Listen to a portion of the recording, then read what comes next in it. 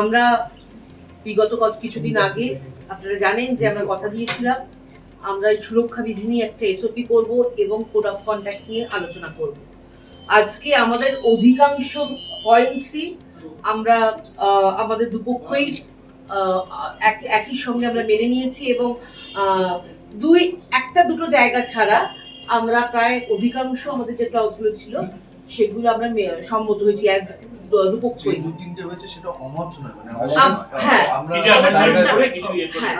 তো সেটা আমরা আমাদের সামনে আরেকটা ডেট করা হয়েছে, সেই ডেটে আমরা সবাই মিলে ফাইনালাইজ করে সেটা আমরা আমাদের সেদিনকে সাইন হবে, সেই ডেটটা আমরা পরে জানিয়ে দেবো। এবং আমরা খুব বন্ধুত্বপূর্ণভাবে এবং সুন্দরভাবে আজকের এই মিটিংটা হয়েছে।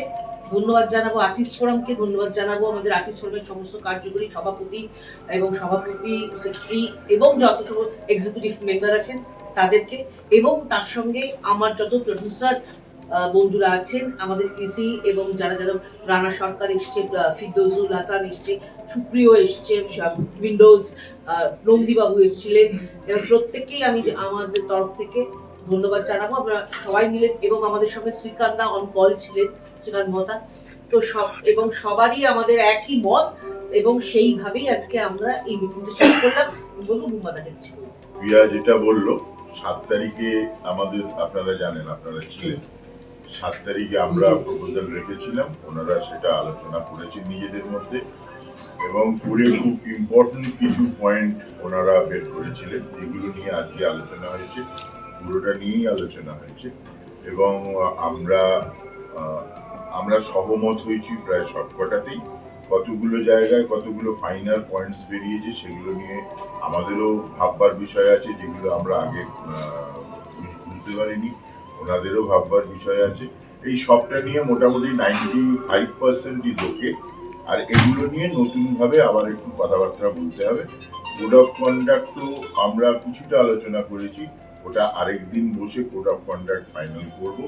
সবটাই আমরা এই যে পরিবেশটায় আসতে পেরেছি বা এই যে সহমতে আসতে পেরেছি, এটা যে কারণে আসতে পারলাম সেই কারণটা আমাদের কাছে খুবই দুঃখের, আপনারা সবাই জানেন।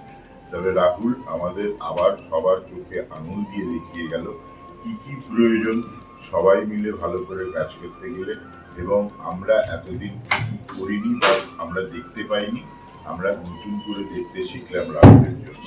এবং সবচেয়ে আমাদের এখন যেটা ভীষণ সুখবর, কিংবা এক বাক্যে রাজি হয়েছেন বা ওনারা সবাই চেয়েছেন এবার থেকে প্রত্যেকটা সিনেমার 100% ইন্স্যুরেন্স করা হবে। সমস্ত আর্টিস্ট, টেকনিশিয়ান, ইনস্ট্রুমেন্ট সবটা ইন্স্যুরেন্স হয়ে একটা সিনেমা বাইরে বেরোবে বা সিনেমা শুটিং শুরু হবে। এটা একটা সবার জন্য ভীষণ সুখবর। আগেও বলেছি রাহুলের চলে যাওয়াটা আমাদের কাছে, ওকে তো ফিরিয়ে আনা যাবে না, কিন্তু আমাদের বারবার বলছি এখানে আমরা তোমরা নেই কেউ, এটা সবটাই আমরা। কারণ আমাদের এখানে প্রচুর নায়ক নায়িকা যারা এখন প্রযোজক হয়ে গেছেন, প্রচুর প্রযোজকরাও অন্যরকম কাজ করছেন, এটা আমরা। রাহুল যেটা দেখিয়ে দিয়ে গেছে যে একটা জিনিস না চলতে চলতে অনেক সময় আমরা অনেক কিছু মিস করে দিই। আমরা ইচ্ছে করে যে মিস করে কেউ তা নয়, একটা জিনিস চলছে। রাহুলের এই আমাদের কাছ থেকে চলে যাওয়াটা বোধহয় আমাদের সবাইকে আবার এক জায়গায় নিয়ে এসছে, এবং আমরা একটু আমাদের প্রজন্ম, আমাদের পরের প্রজন্মের জন্য বেশ কিছু নিয়ম কানুন আছে যেগুলো খুব স্বতঃস্ফূর্তভাবে আজকে বসে, আগেই শেয়ার করা হয়েছিল 7 তারিখে, আপনারা জানেন, স্বতঃস্ফূর্তভাবে বসে আমাদের ইএমপিএর থেকে, এবং এত শর্ট টাইমে এই মুহূর্তে দাঁড়িয়ে তারা তাদের সব প্রযোজকদের মোটামুটি কথা বলে একটা জায়গায় এসে একটা আলোচনা হয়েছে, সেটা সত্যি খুব ভালো। যেটা শান্তিও বললেন, যেটা আমাদের জন্য একটা ভাবনা যে একটা সিনেমা যখন হয়, যেটা তার সম্পূর্ণ ছবির একটা বাজেট থাকে, কোনো বিশাল বাজেট হয়, কোনো মিডিয়াম হয়, কোনো ছোট হয়, but insurance is a very important thing, যেটা আমাদের কলাকুশলী আর্টিস্ট, সেট, ইকুইপমেন্টস এবং তার সঙ্গে আরও কিছু কিছু জিনিস, যেটা হয় কি আলোচনা করতে হলে প্র্যাকটিক্যাল মানুষগুলোরও কথা শোনা দরকার। আর আমি আগেও বলেছি, আলোচনার মাধ্যমে পৃথিবীতে অনেক কিছু ঠিক হয়ে যেতে পারে। আমার মনে হয় এই আলোচনার মাধ্যমে আজকে অনেকটাই আমরা একটা সুন্দর জায়গায় এসেছি, আর্টিস্ট ফোরাম এবং আমাদের ইএমপি, এবং আমি পুরোটাই ডেডিকেটেড করবো অবশ্যই আমার ছোটো ভাই রাহুলের জন্য, কারণ এটা না ওকে ছাড়া এটা হতো না, হয়তো মানে ওর এই চলে যাওয়াটা আমাদের কাছে কাম্য নয়, কিন্তু ও আমাদেরকে বোধহয় কিছু নাড়িয়ে দিয়ে গেল যে এইগুলো বোধহয় হওয়া দরকার, তাই জন্য আমরা চেষ্টা করছি না। আই পার্সোনালি বিলিভ এবং যে এইটা আমাদের একটা, আমরা বাড়িতে নিজের বাড়িতে যত না সময় কাটাই তার থেকে বেশি সময় কাটাই স্টুডিওতে বা শুটিংয়ে, তো এটাও ফ্যামিলি আমাদের। এই আমরা যে এক জায়গায়, আমি মমতার কথা ধরেই বলবো যে রাহুল যে সবাইকে আবার এক জায়গায় নিয়ে এলো, আমরা এক জায়গাতে ছিলাম, একটু ছড়িয়ে ছিটিয়ে ছিলাম, সেটা আবার এক জায়গায় হয়ে একসাথে কাজ করছি, একসাথে একই জিনিস ভাবছি, সেটা খুব ইম্পর্টেন্ট।